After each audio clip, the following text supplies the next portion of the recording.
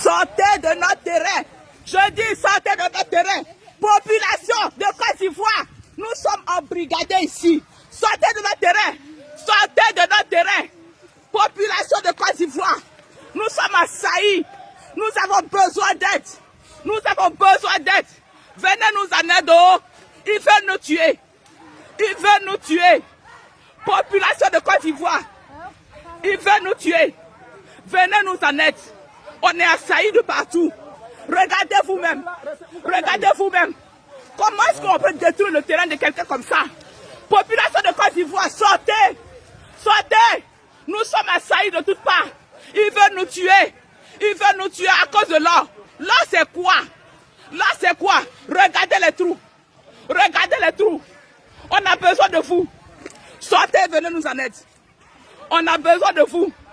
Population ivoirienne, sortez. Sortez. Je dis, on a besoin de vous. Les voici. Ils veulent nous détruire.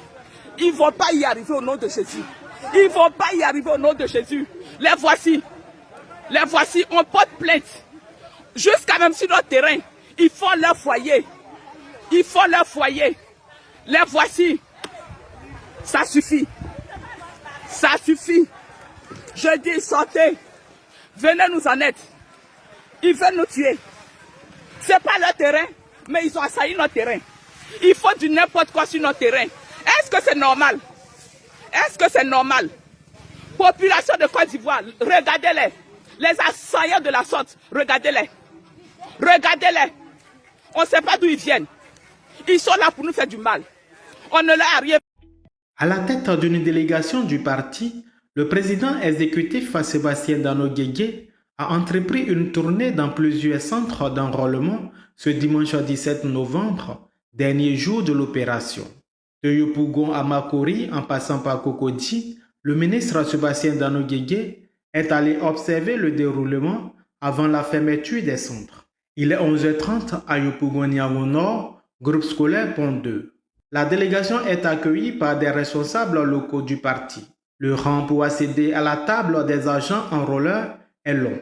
La pression monte. Le président exécutif échange avec les agents pour les encourager et s'enquérir du déroulement à quelques heures de la clôture. Ceci témoigne d'une forte affluence ces derniers jours. On peut le constater à les requérants qui viennent. On essaie de gérer pour que tout le monde puisse passer. C'est ça. Donc ça se passe. Il y a de l'affluence. Hein?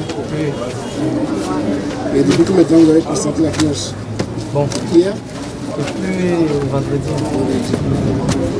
Bon, le début, depuis le 19, il y avait un petit chemin. Pas trop. Donc, au fur et à mesure, on a constaté que non, les gens venaient. Bon, c'est vers la fin que c'est au fur et à mesure que les gens viennent. Non, nous, ils ont dit qu'ils n'avaient pas les papiers, c'est maintenant qu'ils ont les papiers, tout ça, c'est pour ça que vers la fin, effectivement, ils arrivent. C'est une bonne chose. C'est une bonne chose. Tout ce qu'on souhaite, est-ce que tout ce monde-là s'inscrive, quoi. Ça veut dire qu'ils sont dans le rang, mais il y en a qui sont certainement peut-être à la maison, qui n'ont pas pu avoir les papiers. Encore sur vous pour être endurant. Parce que le soleil sur la pluie, vous êtes là. Vous rendez service au pays. Les jeunes. C'est la même ambiance à l'école primaire publique Sikoji 2 marché où les agents sont littéralement débordés. Au collège Rodin, le nombre de nouveaux majeurs dans le rang est impressionnant. Certains patientent depuis 6 heures, d'autres depuis 8 heures, mais le rang ne semble pas bouger, ce qui suscite des plaintes à l'encontre de la chef de centre. Non, il faut aller. On a parlé là comme ça. Parce que vous n'allez pas venir, c'est pas C'est la première fois que tu te fais inscrire. les deux fois, c'est la première fois. Voilà, les nouveaux majeurs. Voilà. On a déjà la partie. Depuis, on ne sait pas mais c'est vrai là, depuis le bâton. Et puis, elle nous dit, elle va après ça, il y a fait le travail.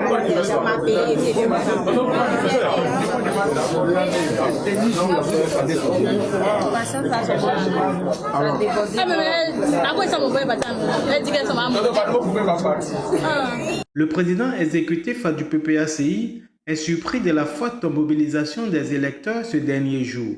Mais la délégation ne s'arrête pas là. Avant de quitter la commune de Yopougon, elle se rend au commissariat du 16e arrondissement. Ici, Les demandeurs du certificat de résidence sont nombreux, attendant désespérément. Le ministre Dano Guégué échange avec le commissaire Konaté Sidiki et ses collaborateurs pour en savoir davantage sur le sort réservé à tout ce monde. Les autorités policières essaient de rassurer la délégation avec convivialité. Direction Cocody Blocos à l'école primaire publique à Cocody Village. Ici également, les électeurs attendent d'être reçus. Tout comme Yopougon, les agents ont constaté un nombre important de visiteurs. Pareil au foyer des jeunes de Makori, ce qui renforce la position du PPACI quant à la prorogation de l'opération pour un délai raisonnable et le respect du code électoral qui impose une autre révision en 2025. Nous sommes venus pour nous acquérir de ce qui se passe réellement sur le terrain. Jusque-là, d'aucuns disaient qu'il y avait le désert, que les Ivoiriens ne venaient pas se faire enrôler. Bien, chemin faisant, on s'est rendu compte qu'il y avait un blocage. Le blocage, c'était au niveau des documents administratifs qu'il fallait avoir pour se faire enrôler. C'était difficile d'avoir les documents. On l'a évoqué à plusieurs reprises. Nous avons eu même l'occasion de l'exposer à la CEI la dernière fois que nous avons eu notre rencontre. Et effectivement, l'obtention des documents administratifs est très difficile. Donc les Ivoiriens qui voulaient se faire enrôler n'ont pas les pièces. Comme ils n'ont pas les pièces, ils ne viennent pas. Et au jour d'aujourd'hui, quelques-uns sont débrouillés pour avoir leurs pièces. Ils ont pu avoir les documents. Ils sont donc venus. Ils sont venus en masse, c'est ce que nous avons constaté. Donc il y a un engouement que nous avons observé dans le centre où nous sommes rendus. Et en réalité, des documents administratifs qui sont en attente et qui commencent à sortir font leur effet. Ça fait que les Ivoiriens viennent se faire enrôler. C'est ce que nous avons toujours souhaité. Maintenant que nous avons fait ce constat, parce que quand j'ai appelé à l'intérieur du pays, c'est aussi le même constat que nous faisons. Des gens viennent se faire enrôler ce dernier jour, espérant que tout le monde va finalement avoir accès. Or, il y a encore ceux qui n'ont pas pu avoir leurs documents, donc qui ne sont pas là. C'est pour cela que nous avons demandé la prorogation de cette période et nous pensons raisonnablement que la CEI va écouter nos préoccupations et trouver une solution à ce problème. Parce que pour nous, 3 mois serait vraiment la bonne période pour faire enrôler tous les Ivoiriens qui sont en attente de leurs documents administratifs. Et ceux-mêmes qui n'ont pas les documents mais qui veulent se faire enrôler auront l'occasion de faire les documents pour venir se faire enrôler. J'ai demandé 3 mois, ça peut être 3 mois, mais ça peut être aussi 6 mois, ça peut être un an. Et j'insiste pour que l'enrôlement de 2025 ait lieu aussi. Pour qu'on prenne tout cela en compte. Parce que ce serait inconvénient que les Ivoiriens ne puissent pas participer au vote de 2025 alors que c'est leur désir ardent de participer à ce vote-là. La seule manière de participer à ce vote, c'est de s'inscrire sur la liste électorale. Et c'est ce qu'ils demandent. Donc moi, à travers les Ivoiriens, je vais demander encore à la CEI de faire mains et pieds pour que cela soit.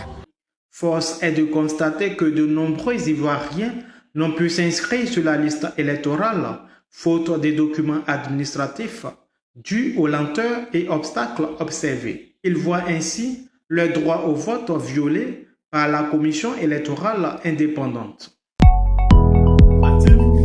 Ouais, vous venez de voir les vidéos que je vous ai présentées. Ça donne envie de chialer. Ouais, ça met les larmes dans les yeux. Quand tu vois tes frères souffrir de la sorte et que celui au pouvoir, Alassane Ouattara, est le responsable, ça blesse. Ça blesse dans la dignité humaine. Ça blesse profondément. On ne peut pas détruire le village des gens de la sorte. On ne peut pas détruire les terres des gens de la sorte. Et quand vous vous adressez à certaines personnes, militants du RIDP, ils te disent que M. Ouattara va stopper ça bientôt. La Côte d'Ivoire et les Ivoiriens sont en réalité en train de perdre leur pays de manière définitive. Et il ne faut pas le prendre pour la blague. Alassane Ouattara est en train de transformer un pays pour des nouveaux Ivoiriens. Il s'est constitué de plusieurs étrangers qui viennent dans tous les 4 coins du monde entier. Il y a des Africains déjà qui sont à l'intérieur, mais il y a aussi des Européens. Il y a de tout genre, il y a des Libanais, il y a tous ceux qui sont en train de venir aujourd'hui, qui seront de nouveaux Ivoiriens. Il a besoin d'une Côte d'Ivoire dans 60, voire 100 ans, qui n'aura plus rien à voir avec la Côte d'Ivoire d'aujourd'hui, où personne n'aura plus un village, où tout le monde sera étranger. Tout le monde sera comme lui. Parce qu'il n'a pas de village. Il n'a pas où aller. Il est un apatride. Le Burkina l'a rejeté, comme lui-même il avait rejeté le Burkina Faso. Et c'est cette même position qu'il veut donner à tous les Ivoiriens aujourd'hui. Et si vous ne prenez pas garde, vous n'aurez plus de village. Aujourd'hui, ça vous amuse quand on détruit le village d'autrui. Il vous appelle à l'aide, il crie, il pleure et vous ne vous bougez pas. Vous rigolez même de la situation et vous dites que c'est bien, le développement arrive. Votre tour viendra. Vous voyez, c'est ça, la démarche du colon. Et Ouattara, c'est un noir, mais c'est un blanc, mais dans la peau de noir. Il n'a jamais aimé être noir. Il n'a jamais aimé les Africains. Et vous allez payer sa chair. Pour moi, il est temps de dire non à ce monsieur de manière définitive. Et pour ça, il faut un leader qui ne joue pas sur ses mots. Un leader qui a vu sa cible, qui l'a dénoncé et qui dénonce tous les jours. Alassane Ouattara doit quitter le pouvoir le plus vite possible, sinon ça sera la chute grave de la Côte d'Ivoire et de tous les Ivoiriens avec. 2025, c'est la dernière chance et vous n'aurez plus d'autres chances, il faut en découdre. Vous avez vu aussi cette vidéo de Sébastien Dano-Djedje qui est parti sur le terrain dans tout Yopougon pour voir les mobilisations des militants qui voulaient s'enrôler sur les listes électorales. Et nous avons pu constater des fils et des fils et des fils des personnes qui étaient nombreuses pour attendre à s'enrôler. Résultat, nada. La CEI a fermé ses bureaux et beaucoup d'Ivoiriens ne se sont pas enrôlés. Et pourtant, ça devait être là même la raison pertinente pour que le Koulibaly Kubia de dire prolonger encore, car il y a trop de personnes qui veulent s'enrôler. Mais non, mais non, et mais non. Koulibaly Kubia ne veut pas prolonger. Et pourtant, l'opposition demande 3 mois. 6 mois, même 1 an, pour être sûr que tous les jeunes majeurs vont s'enrôler. Donnez-les le temps. Parce qu'il faut qu'ils aient d'abord des documents administratifs et les démarches que ça prend autour de ça. Donnez-les le temps. La team, voyez-vous, Dramane et son camp veulent gagner les élections d'avance. Ils savent que si les jeunes s'enrôlent, avec tout ce qu'ils sont en train de faire à la jeunesse aujourd'hui, 2025 ne sera pas la même chose. Mais ne vous étonnez même pas. Malgré même qu'ils font ce qu'ils sont en train de faire, même ceux qui sont déjà enrôlés là, Ouattara ne peut pas gagner à eux. On a vu en 2020 ce qui s'est passé. Il connaît lui-même.